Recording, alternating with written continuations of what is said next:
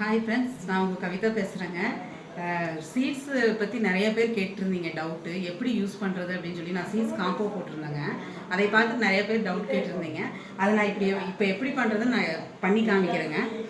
First வந்து ஸ்டவ்வை சிம்மில் வச்சுட்டு ஃபேன் வச்சுட்டுங்க.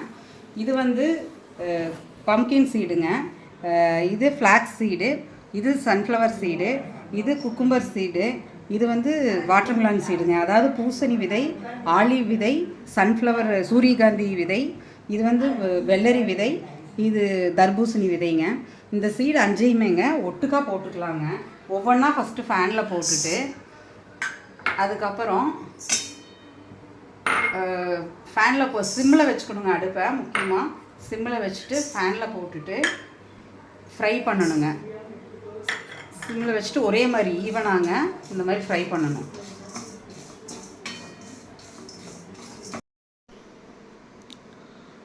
ஃப்ரெண்ட்ஸ், சீட்ஸ் எல்லாம் ஃப்ரை பண்ணியாச்சுங்க, அதாவது விதைகள் எல்லாம் வறுத்தாச்சுங்க. அது வந்து இந்த மாதிரி பவுலில் போட்டு கொஞ்சம் நேரம் ஆறுன பிறகுங்க இந்த மாதிரி ஒரு கண்டெய்னரில் போட்டு ஸ்டோர் பண்ணி வச்சிட்டிங்கன்னா டெய்லி வந்து இது ஸ்நாக்ஸ் மாதிரி ஒரு ஸ்பூன் எடுத்து 2 ஸ்பூன் காலையில், நைட்டு, சாயந்தரம் அந்த மாதிரி சாப்பிட்டுக்கலாங்க. அதாவது உங்களுக்கு ஸ்நாக்ஸ் சாப்பிட்ற மாதிரி தோணுச்சுன்னா அப்போ இதை எடுத்து சாப்பிட்டுக்கலாங்க. இது சாப்பிட்றங்காட்டிக்கு என்ன யூசேஜ்னா வந்து லோ கேலரிஸுங்க இதில், அப்புறம் ஃபைபர் கண்டென்ட்டுங்க ஜாஸ்தி. அதுக்கப்புறம் டயட்டு பண்ணுறவங்க இதை சாப்பிட்லாம். அப்புறம் வெயிட் மேனேஜ்மெண்ட் பண்ணி கொடுக்குங்க, அதாவது ஜாஸ்தி ஆகாது, உடம்பும் போடாது, கரெக்டாக இருக்குது, வெயிட்டை மேனேஜ்மெண்ட் பண்ணி கொடுக்கும். அப்புறம் உடம்புக்கு ரொம்ப நல்லதுங்க, நோய் எதிர்ப்பு சக்தி அதிகரிக்குங்க. ஸ்நாக்ஸ்க்கு ஆல்டர்னேட்டிவாக இது யூஸ் பண்ணலாங்க.